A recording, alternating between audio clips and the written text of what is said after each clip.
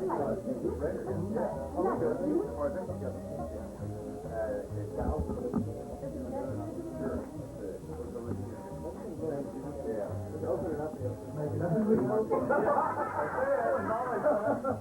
it. It was so funny. We'd always go down to the audition, and that always 5 minutes is all we practice. I mean, it's isn't that at all. Everybody else practices the piano, you know, or the violin. Well, they'd always make them do their whole act. I mean, it's like. So long? No, I forgot what it's Washington. Still in one, right?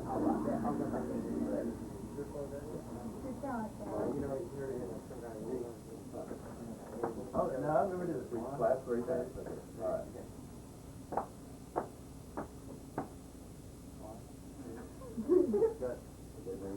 Now when you get the phone, it's hard. All right, ready? Okay.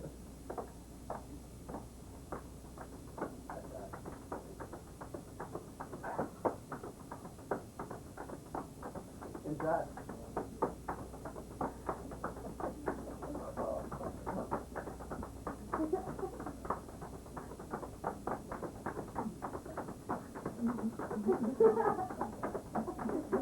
This was their talent in front of the elderly Christian. They got up on stage, surrounded by hundreds of thousands of people, lights shining on, and this is what they did. Did they win? They got to stand up.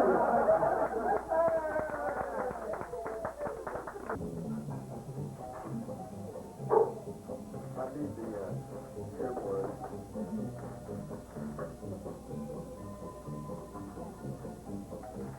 All right. Thank you. Oh, I can look.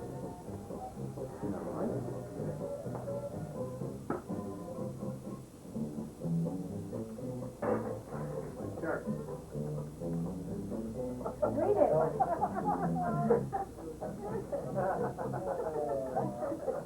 That's 40. Make your silly joke. We move on. That's right. Right. Oh, yeah.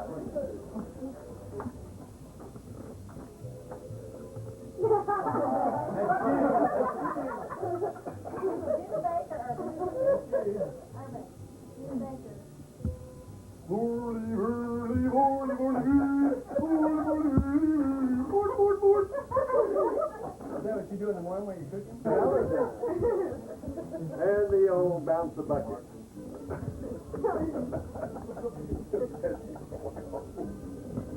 One that's wishing for over the hill man.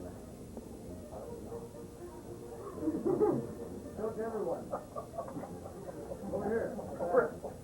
Rest in peace.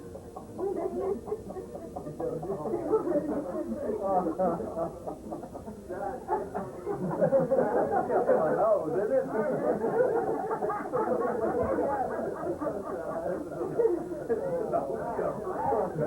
I knew that.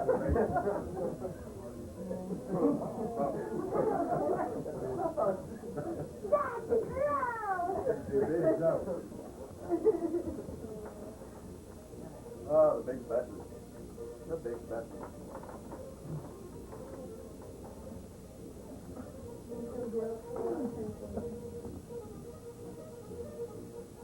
Not you.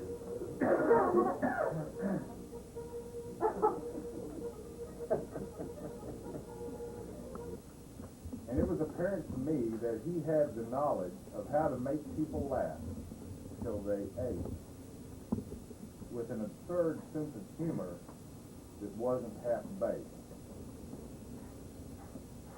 He'd shoot a corn kernel right out of his nose. And like a geek or a spaz, he would pose with chewed up Oreos across his front teeth.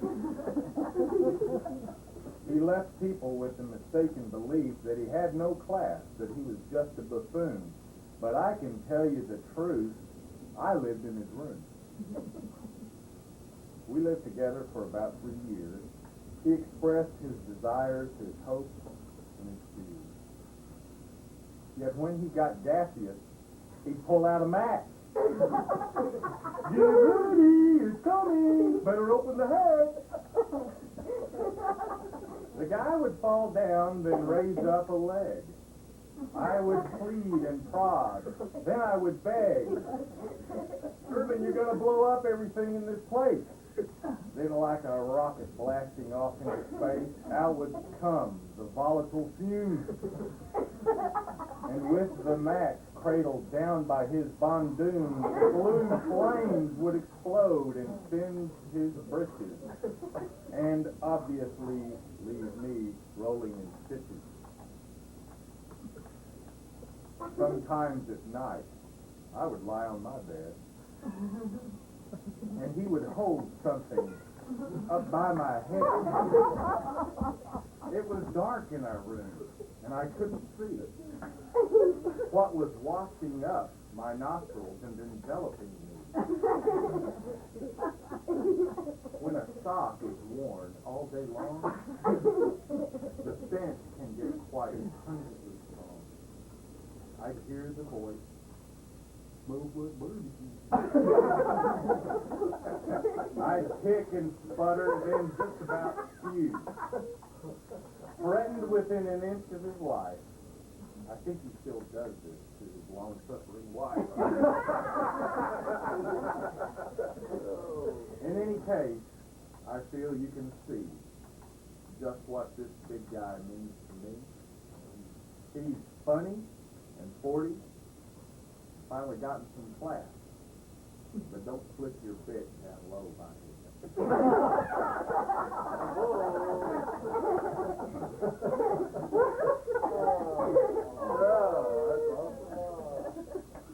Oh, that's good. Am I supposed to read all these or out loud now?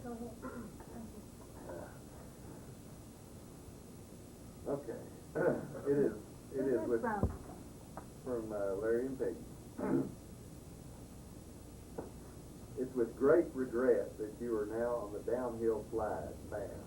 Just please watch for those banana peels as they tend to hurry the process. Hopefully there won't be but 2 or 3 more barium enemas in the short time you have left. Better not be. One more. But if there are, you can always offset the occasion by having a rose tattooed on your other shoulder, or even one on your butt. But if you do, please remind me not to touch it, as there is always the risk of receiving a phone call that the tattoo parlor you used may have used a dirty needle and could possibly spread AIDS. P.S. We are very fortunate to have known you and your family for the past several years, and to count you as one of our closest friends. Thanks for all the good times and laughs.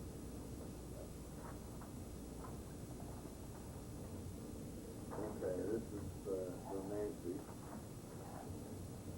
There are so many things about you I could write, but I really thought your real-life adventure at a funeral home was a hoot. You had been asked to sing at elderly Mrs. Rogers' funeral. A sweet old lady in church. As you drove up to the funeral home, the parking attendant motioned for you to come to him. When you rolled your window down, he said, "Rogers?" He said, "Yes."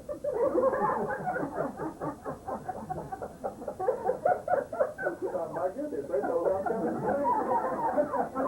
sing. This other lady's name was Mrs. Rogers. You said yes, and he pointed for you to park in a closed parking space by the building, all the time wondering how they knew your name and thinking how nice of them to have a parking space for the singer. As you got out and walked into the building, then you realized you had parked with the family Rogers. Way to go, Urban. Well, it's funny. Melissa sent that into Reader's Digest. They didn't think it was funny. We thought it was really funny. They didn't think it was funny. This is from, after all these hours in the bakery, I can't seem to come up with one story. I've probably heard all of your funny stories today and most of your jokes. So I'll tell you about my favorite thing, your sense of humor. A kitchen and a bakery does not lead to mind as a fun place to work, but you made most of the time I spent there fun. Your funny faces and funny voices and silliness always made me laugh, and I love to laugh. it often, wait, often would start all over again. It often would start all over again when I'd go home and tell Paul and Michael about the funny story or silly joke they were told, and there were always those days when I'd dread going to work that you'd do or say something to make the day a little easier. Now that you're finally 40, you'll see that geezer stuff isn't so bad. So try to take a life a little easier, and most important, be nicer to yourself. Happy birthday.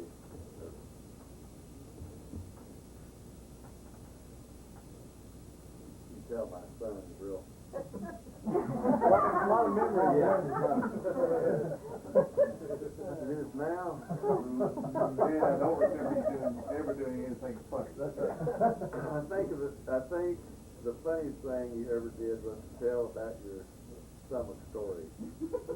Or maybe when you tried to work out with me. Oh,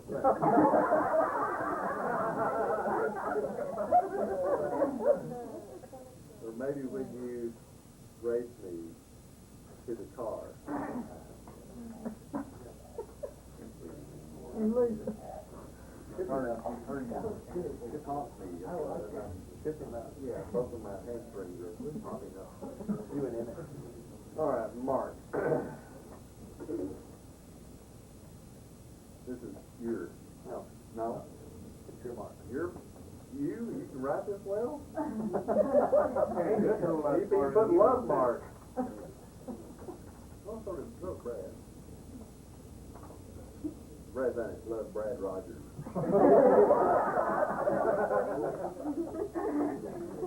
Uh-oh. All right. One of the funniest things I've ever seen you do is the time in Chicago. You tried to call that policeman.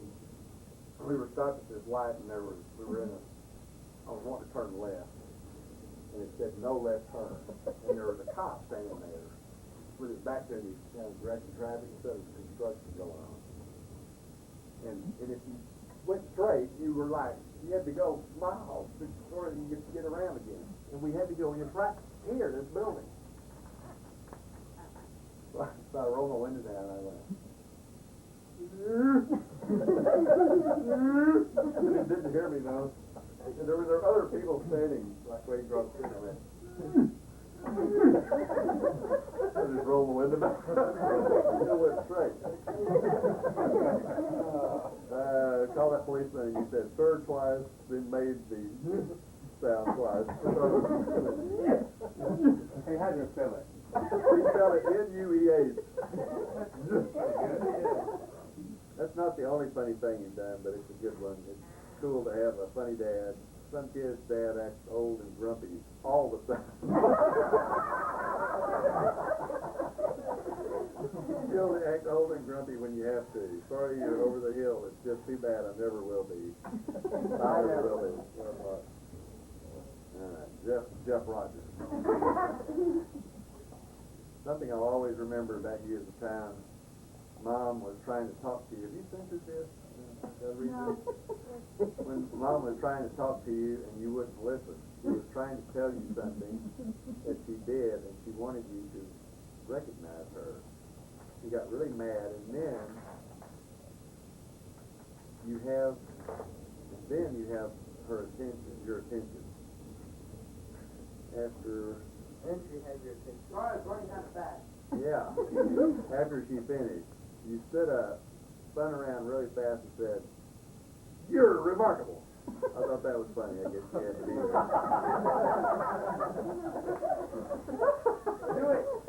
Do it. After eating 2 hamburgers? Come on. And after Jack's full pay? I don't think so. Come on. Now this one you can tell our accountant did this one. All tight. Brian. Seems that many of my friends are now turning 40. I wonder why that is. In any event, when I have been requested to relate a story about some of my other friends who have already reached this magic age, I have sometimes found it difficult to come up with a story to tell. However, it seems my difficulty with you is quite the opposite. It's most difficult to decide which story to tell. I'm not sure whether that means you were exceedingly funny could be, or whether my other friends are just boring. Also a possibility. However, I have my own theory. I think it's because of the very great time I was fortunate enough to be able to experience with you since we were in junior high, and the many fond memories of those times that I now enjoy. I guess I'll talk about summer camp. I'm not talking about going to camp, but rather about working and living together for one summer during high school, when we worked at the Arlington Christian Youth Center as groundskeepers, maintenance men, canteen clerks, lifeguards, and any other chore that Leon Thompson could think of. I learned many things that summer. I was the new guy. Urban had worked there before with Mike Brown, and they were obviously already in second term of the summer camp, living on your own sort of educational process. We all shared a room in the lodge with Tommy Thompson. Oh man, remember No, I didn't put that Okay, in. good. That's what I was about to put in. Discriminate yourself. Boy, he's brave. I'll just make up my own here. It's been done. Okay. With Tommy Thompson, who was a few years older. One night, Urban decided I needed an education in spark lighting. I have to taught my boys that, by the way. I thought they should learn it from me. Mark taught it to me, and I taught it to my boys. Okay. Yes, that's correct. Which, by the way, my wife did not appreciate. The boys did, and neither did their grandmother when they came running in here telling her what they just learned how to do. They were too young to set themselves on fire. Yeah. Funny, burnt little matches in their room too. I don't know what that. One night, yes, that's correct. Lighting of that most natural of gases that seems to escape the most inopportune time. Urban and Mike proceeded with the instruction process, and I must admit that I had never thought of the possibility of accomplishing such a unique act. Of course, I'm sure that Urban was aware of this act only because he had already completed first semester unsupervised summer camp employment. Since this was my first term, I watched carefully as instructions were given as to proper position, placement of the match for maximum explosive impact. I'm happy to report that I was satisfactorily able to meet the challenge of learning these tasks and felt quite satisfied with my new accomplishment. However, I credit Urban with potentially creating me some third-degree burns. It seems that one night he failed to note that his underwear possessed a hole in a very inopportune position, at least as it relates to the task upon which he had undertaken. As he held in position and the countdown began, the fuel was ignited. However, the hole failed to adequately protect the fuel tank. Suffered a slight but painful injury to a very delicate fuel delivery device. Thanks, Irv, for that lesson, which to this day I have not forgotten. That did hurt. Oh man, it was cheese. Underwear stuff. Okay. Mark. This Mark. I don't know if this is the place or time. Oh, great. Maybe to share this memory of you, but I remember the time when, well, your hormones were raging, to say the least. You were dating this well endowed, or rather a busty woman. We were double dating, and you were so well enthralled with her. What's that? Better read on the later. Good. Read ahead on this one a little bit so I can get Wait, I'm Sorry, sanitizing. thinking about it. I wanted to go to see this movie Sound of Music, but you wanted to go parking. I wanted to get around to getting to the nerve to hold my date's hand. You, on the other hand, had already been sucking face back while I was driving. At the end of our date, I remember getting my first kiss for my date, a peck on the cheek, while you already had a hickey the size of a grapefruit on you. Brother, on your date's neck, you were drooling, so I had to get a beach towel to dry you off. By the way, did you ever wear the mascot costume for TCU? I thought you had. So, Hey, that wasn't two, it's just a joke, this was two and we done. oh, okay. I was gonna say, man, you don't remember that. You was doing what, sound right? Oh, man, fun! I have so many fond memories of you that I don't know where to start. I don't know if this is the time or place for this, but here goes anyway. I remember when we were out camping, we were in the Boy Scouts. I was never in the Boy Scouts. It was one of those trips. How many of you are? It was out in the woods near Possum Kingdom. We were sitting by the fire, and I had just finished a big pot of ranch-style beans. When those old, you had this urge. Hey, that seems to be your major. Hey, I found a thread that goes really. I didn't realize I took so many lives. Or rears. Parts of lives. Well, you, what's that? Smile. Oh, yes. Smiled and leaned back while reaching for the matches. The rest is history. Little Joey's marshmallow, he was roasting because became charred. I would like to think the story ends here, but it didn't. You removed yourself from the warm company and proceeded much like a big bear would to find a place to relieve yourself. Flashlight in hand for a suitable place. After some time, you yelled back at us for the toilet paper, but unlike most Boy Scouts, we were not prepared. So last I remember was the sound you made just like a bear, rustling some leaves. That's not the two in the no, the two. Yeah, okay.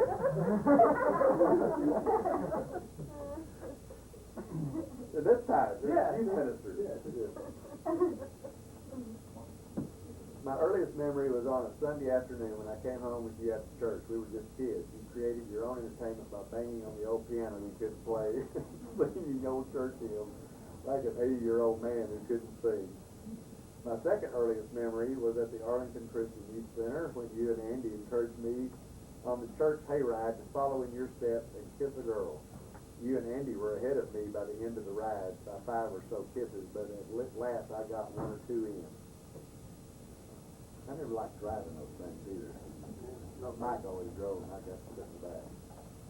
My next memory is how in high school we plagued the hallway before class, starting by forming the M boys. You on my left, Andy on my right, and the whole hall stepped aside and we went down. I think we were searching for pretty girls then, weren't we? Yes, we were. Next, how could we forget the creative imagination we put into ACU's all-college night talent show? How many times did we try out and make it?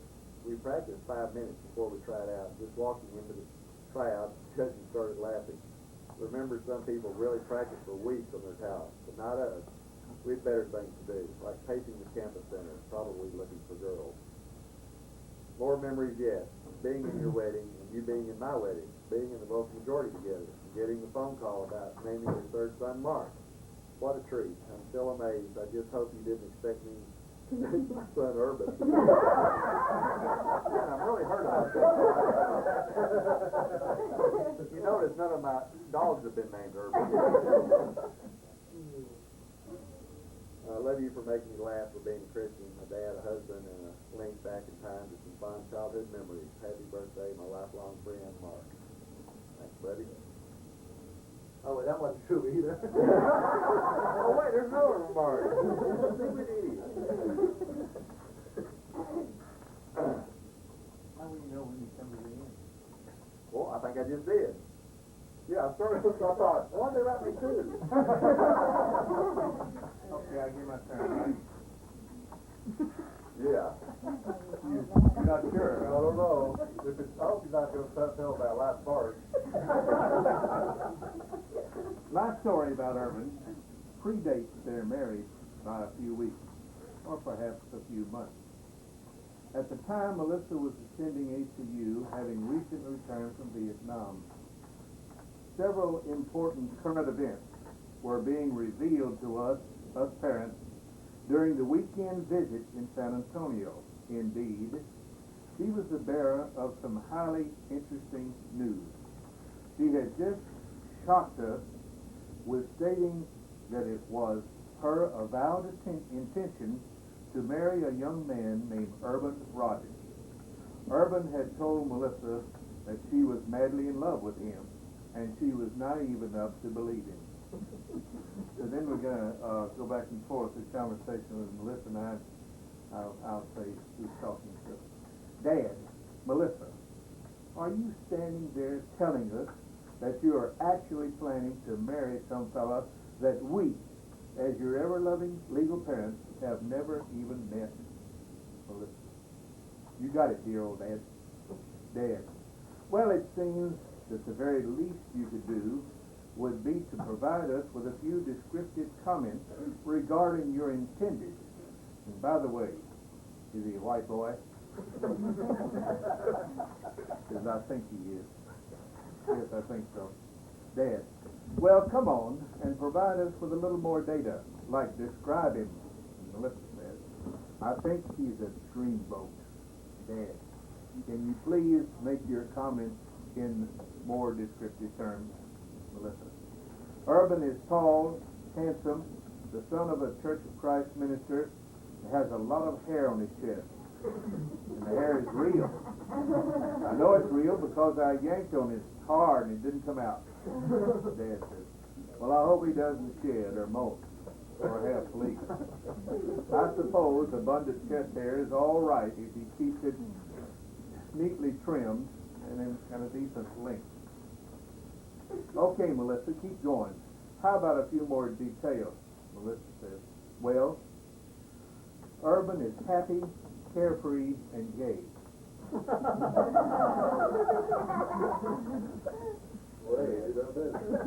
I knew it. I just knew it. I knew that it had to be something defective about him. And there it is, right out in the open light of day. He is gay. Melissa, I don't want you to marry some pervert. Melissa said, Dad, he's not just any old pervert, he's mine. And must I remind you that I have been stuck in Dottie Dakeless for 3 long years. And Urban is the first boy who has ever asked me for a date. And I'm getting desperate. I'm not getting any younger, you know, Dad. Well, that's all very fine, very true. But may I remind you that you failed miserably in carrying out my original instructions when I sent you off to Abilene Christian. I told you to seek out and marry a rich senior by the end of your freshman year. And now, look at what you've got. It's not so bad that he's handsome and carefree, but gay, no way. Melissa, what do you think we should do, Dad? I think I have a solution that will get rid of this guy, gay guy.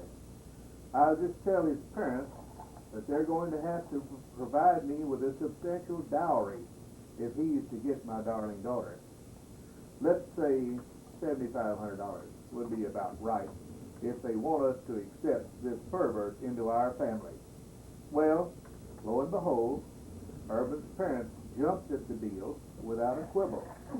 The only stipulation that Paul Rogers made was that he get his usual 20% discount since he was a priest, a genuine man of cloth. I was rather pleased to make a cool $5,000 off this marriage deal. My only further stipulation was to Melissa and her mother that my total out-of-pocket wedding expense would not exceed $200, to which they readily agreed. Incidentally, Paul Rogers later confided to me that he would have been fully prepared to pay me as much as $12,000 to take Urban off his hands. Now that's not college.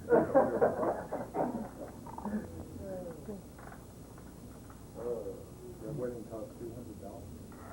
Well, look at that.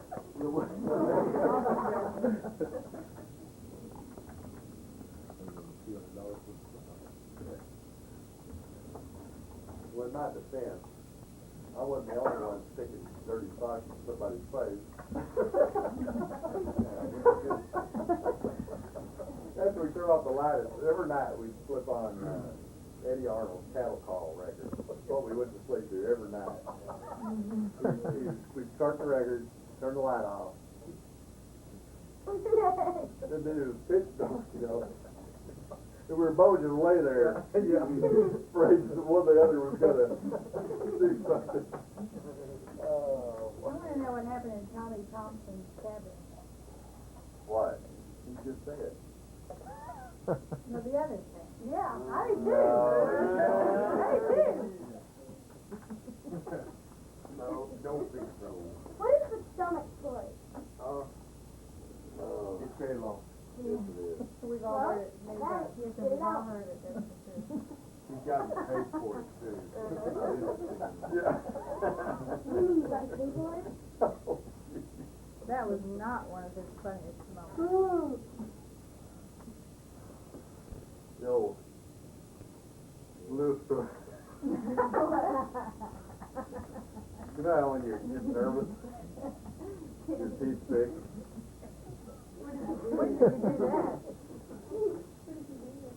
It's you want to tell them? Yeah. I have been asked to entertain I tried to tell him it wasn't going to be a big group. for about 150 people, and I was asked like 6 months. This took place in October, and I was asked like 6 months earlier.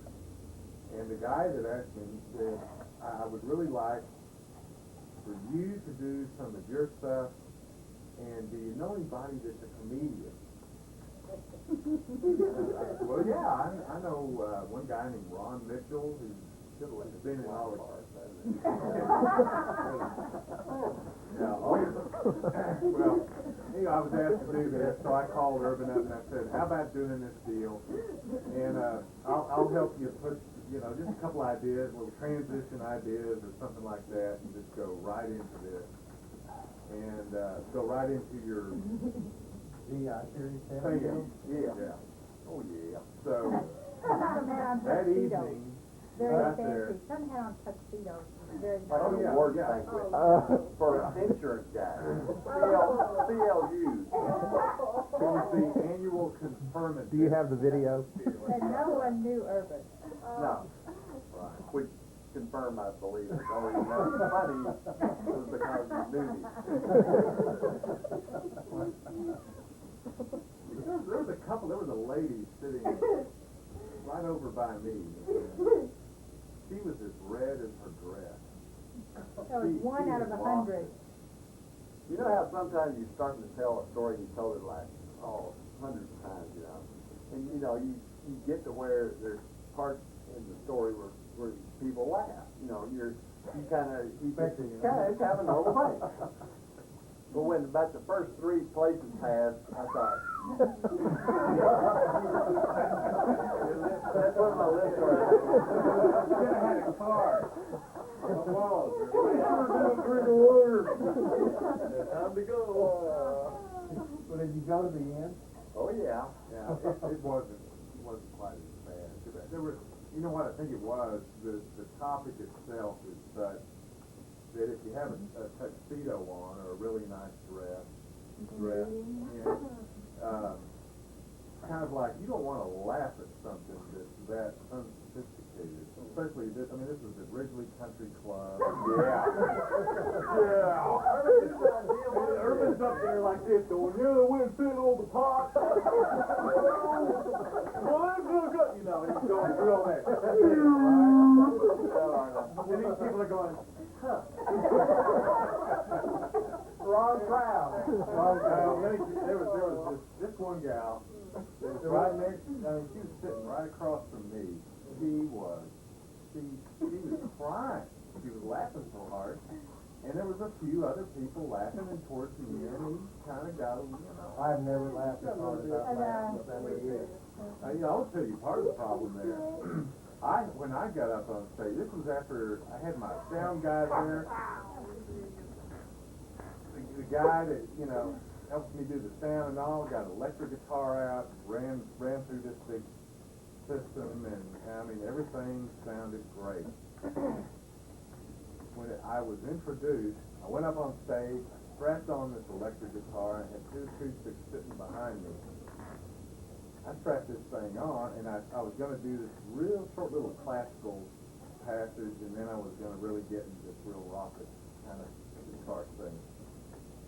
And I started playing that, and the sound went out. Oh, yeah. Excuse me just a second. I got back down, jiggled things around a little bit, started in on it again, and that's it.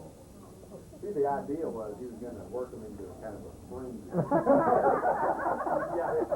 And I knew I was in trouble then. Oh, he did make a man. The only guitar he could play was his dobro, which is blues. And then I know Dro and his sound man leaned over to me and said, I said, I'm real excited. Yeah, but you got the same $100 whether they laugh or not. They cut the But he's check. got a few more people he just never wants to see. We'll never go to Fort Worth again. Well, by the time I got back around Haltom City, my lip came out.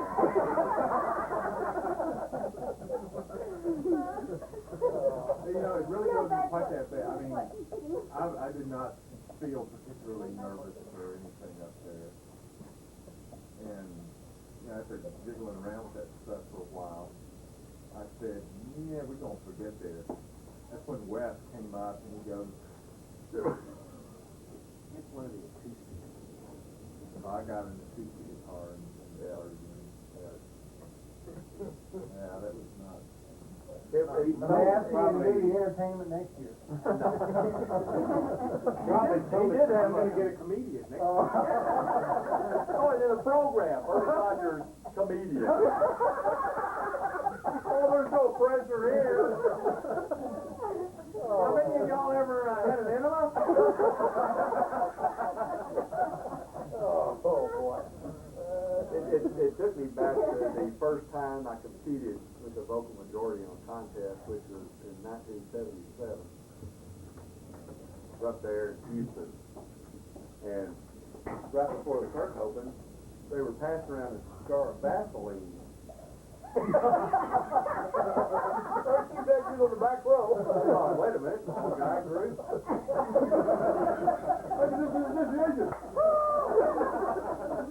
So I didn't know what to do with it, so I don't know, right? I couldn't hide you losing my So I'm turned out real fast why you put Vaseline on your teeth. Get up there, and when the curtain opens, you're supposed to really smile, real smile big. And then our first song was a ballad. And so you come down, on your real like this. So I go up there like this. So nervous and going, how really? How many people up there?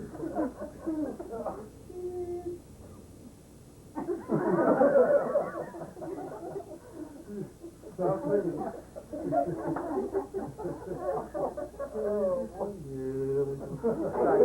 I look like Fireman Bob. Yeah.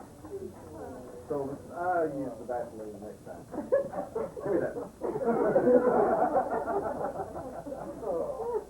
Got blisters. When Brian was, when he was listening to what he had written, talking about the leaf rustling, I was thinking about something that happened with Brian. I told this at his birthday party. I want to know something really embarrassing. Who never told me? Well, let me tell you that. Graham Gale, he'll tell you. It was our stupidity. Oh, no, this has nothing to do with his own stupidity. It was funny, though. Oh, nature boy over there. Brian and I were roommates at the time. Yeah. Jack and I went, We went crawling down in the creek, which I like to go take fishing and looking around and stomping through bushes and all. And we had gone down to the creek just right below the campus there on College Drive. And it was probably, late October. Yeah, it was in the fall. Yeah, it was in the fall semester. And stomping around down there, and Brian is going through low little bushes, and there were not a lot of leaves on anything, so it'd be real hard to tell what it was. And he's going through and goes backwards after going through all the bushes and so forth. And that was the next morning. I think you're the one that got the call. Oh, I was asleep. What? Look!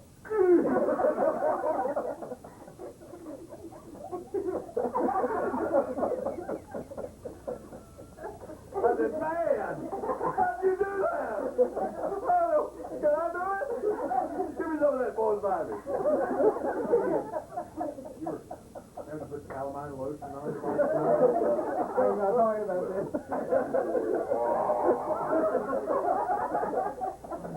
I'm going to the creek. I had a similar thing.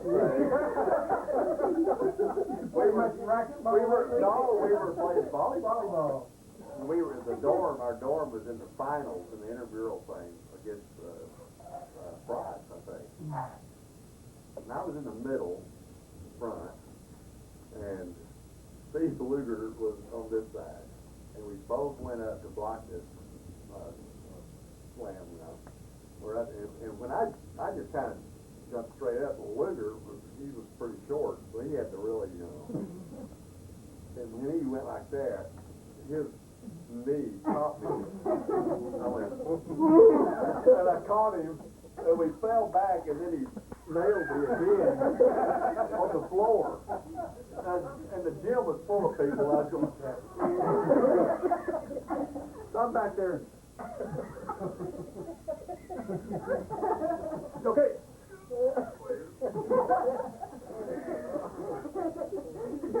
So the next morning, I go take a shower. Dry it off. I ain't lying. They were, what color were they? Nobody has on shoes that blue. What colors? They were deeper than that. What Jack? About like this. Color. And I woke Brian up. Man, we could have just got together. We could have made a fortune in movies. Y'all showing each other. Yeah. I said, God, he said, what happened? I said, you know, man, you better go to the doctor. That was mad. What's the matter, little boy? Yeah, the doctor told me to hold the glass eye teeth. You hold my glass eye teeth. I walked like this for about a week. That hurt so bad. What about that time that guy, like, somebody wrecked your car? By the way. Yeah, old Dad let me take the car out to the youth center. So on Saturday mornings, the camp would break, and that's when everybody was got news, and all the camp would leave and everything, you know. Well, every week you get to make a new girlfriend. So we're all up there talking to the girls. And so Brian goes, hey, can I take your car to the front gate? It's about a mile away. I said, sure. Put the keys, you know. So he's gone about a minute, and I hear this.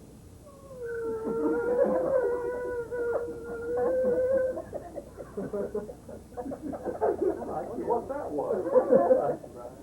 He comes back, he's going. So there was this about a quarter of a mile straight little stretch, and Brian decided he was going to try to get my 1962 Chevy Impala. 4 barrels, dual exhaust. Yeah. Up to 70. Quarter mile. Yeah. and then stopped before he ran into the... Some gate out there? The next morning, I'm not telling you that. We'll both be dead. Next morning, I go out to the car to go to church. 3 flat tires. And there's grass in between the tire and the wheel. Check it out. There's grass stuffed up in the muffler. The car got the 70. Yes, it did. And then as I put on the brake, it starts sliding up on 2 wheels across the pasture, going here, right around, and this other girl, I forgot her name in the car, they're screaming. And it comes down about this far from that old It had an well. ammonia smell coming for a week there. Inside, I don't know Yeah, what your that house was. was probably built where all this stuff was going on. That was the same little stretch of road that this guy that was working out there with one of Tommy's friends had that BMW motorcycle. Were you there? Yeah, I remember that, The 350. I've never ridden a motorcycle. I was 15 or 16. You know. It was huge. I mean, I could hardly hold the thing up. No, it wasn't. It was a 650. 650 BMW. So he takes me for a ride. He's showing me how to shift it, you know, screaming. This way you do it. And so we get back to the dealer. He goes, you want to drive it up the gate? And I said, by myself? He goes, yeah, here, take it. I went, all right. So I'm, you know, like real careful, running around the little curves, and by the time I got to that little straight, I was feeling pretty confident. So, when I crossed the cattle guard and I straightened up, I hit that thing, and I went, I was like, I was hanging on, I was about to slide off, and I couldn't do it off the throttle, because if I did, I'd just fall off. I finally got started going, drove it back real slow. The little straight stretch really did us both in.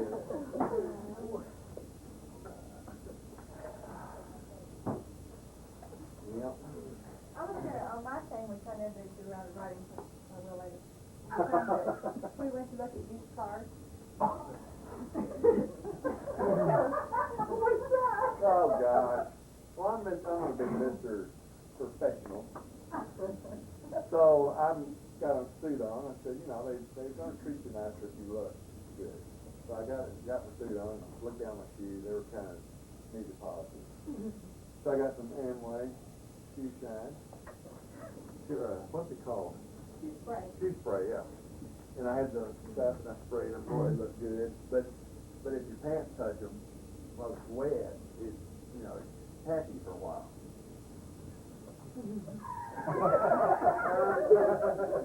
So I got my suit pants. I go out to the car, we drive the first lot. Okay. I said, just wait here, I'll go see if they have anything. Walk in front of the building where all the salesmen are, right? The guy comes out. Can I help you? Nah, I don't really see anything. So I'm like a ways off from the car, right? And so I said, okay, well, I was just going to check in. So I'm walking back and Melissa's going, I go, she goes,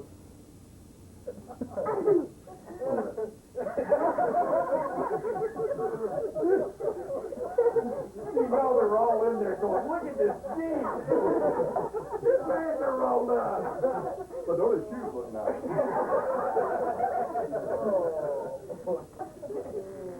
Oh, that was horrible. That was real bad. You have to get the Cliff Notes version. Yeah, really.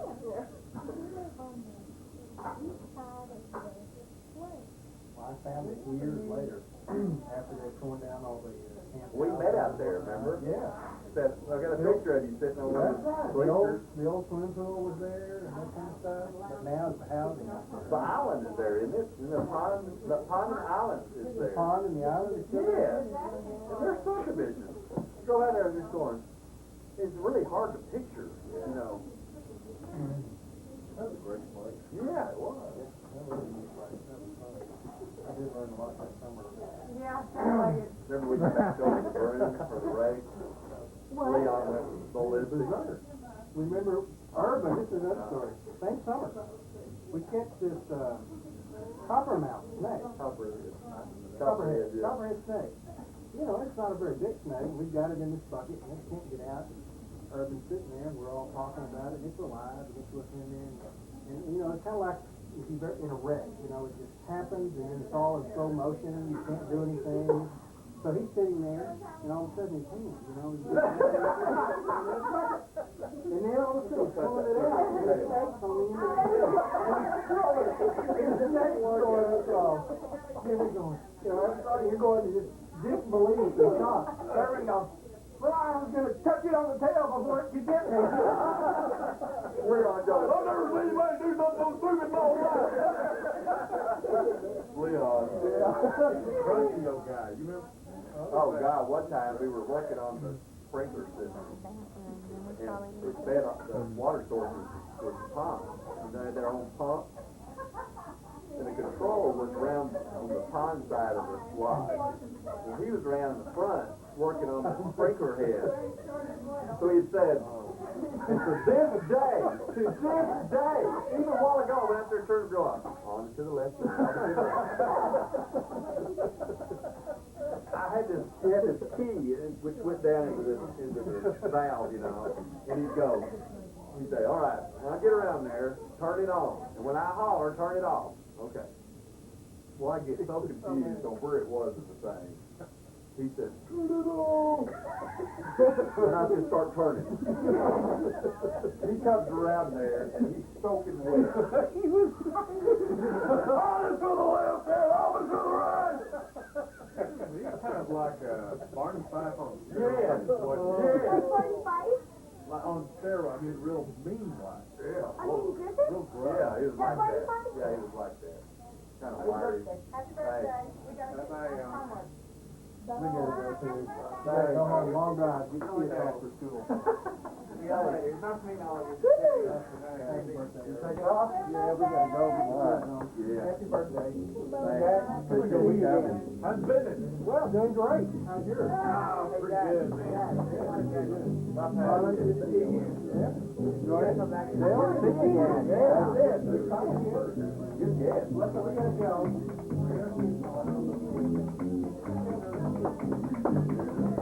I like this good idea. Okay. I like that.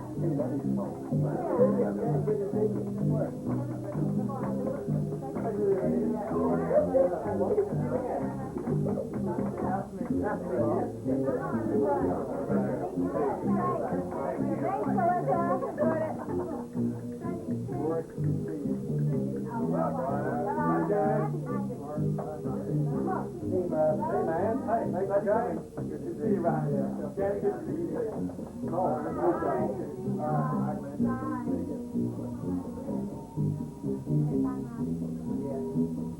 yeah, we're gonna have to go too. Yeah. Why food fun? It's like on Saturday. Well, I know. Friday, really.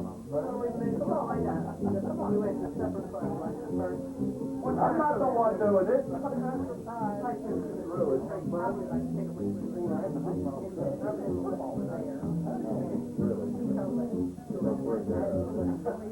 How's your food business for the Cowboys like everybody else? As the friend. No, your cowboy muffin gravy.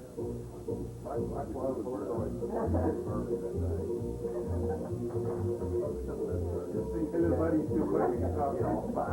No, I had picked up the car a long time. You better get I don't even have any group to play with or any play around and play guitar with, so I pick it up. I never do. Wish you were around to pick it up on.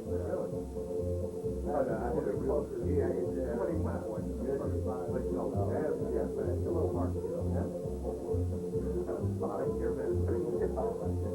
Reality. So we get out the interference ball and make a field goal every time. The referee called it interference. And if we made our field goal, it would have been tied at 1-1. Web screen. Yeah. Probably the receivers, right? Tear that thing in, it'll be on mud. All kinds of. The timing. Kind of rolls. Limited passes for 300 something yards, you're 400 yards. Probably a couple extra seconds. Yeah, that's right. Just gotta jump in there. Summer jumper. Go out and the guy falls down, right? Harry's kind of out. Yeah. I'll go to the skip mark. Other than his birthday. It's a long way. I have a niece up there. And I don't know What? it's drive, and when they're busy and we're busy, it's like dogs, hunting kids all the time. I've never. Now, maybe in a few more years, all these kids will be on their own, and then we can visit. Yeah. I'm just really worried about it. Oh, I've never met.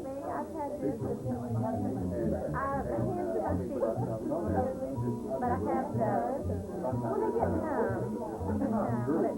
numb, I have this long list with connective tissue disease. It's kind of like, so I have all the arthritis, symptoms, and everything. I go on and off medicine.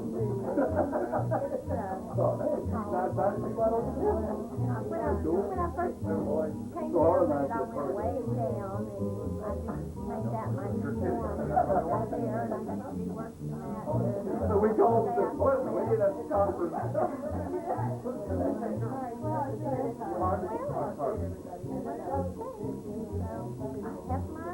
gloves, and I probably should have. I have every colored glove there.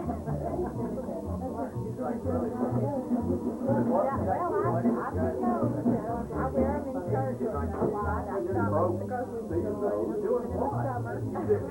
Play basketball or do something, just. You're right there, you put up 230. Are you talking about him? I thought you were talking about her. How much did you put up? All right.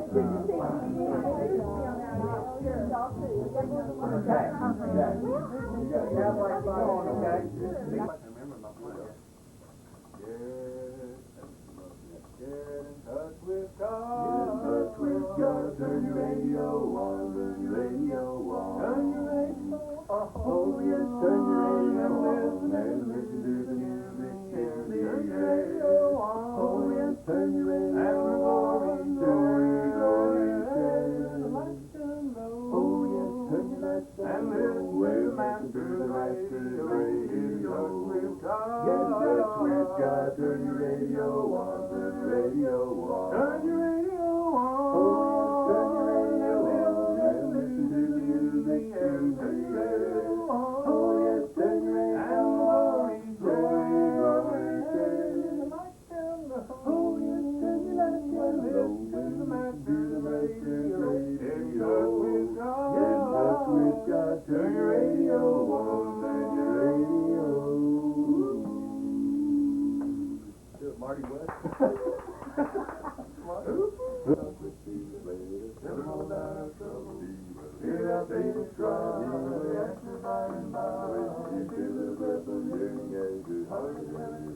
You will find a little love with Jesus makes it right. Now let us have a little talk with Jesus.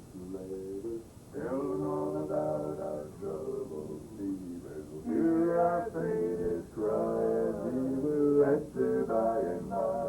You feel the purple yearning as your heart is understand. You will find a little talk with Jesus makes it right.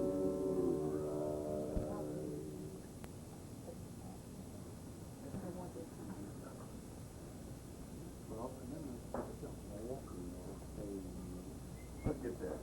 Have you heard us sing My Wild Irish Rose? Yes, I have. You have? Yes, I got a tape in the car. I got a tape in the car. You gotta give me one song.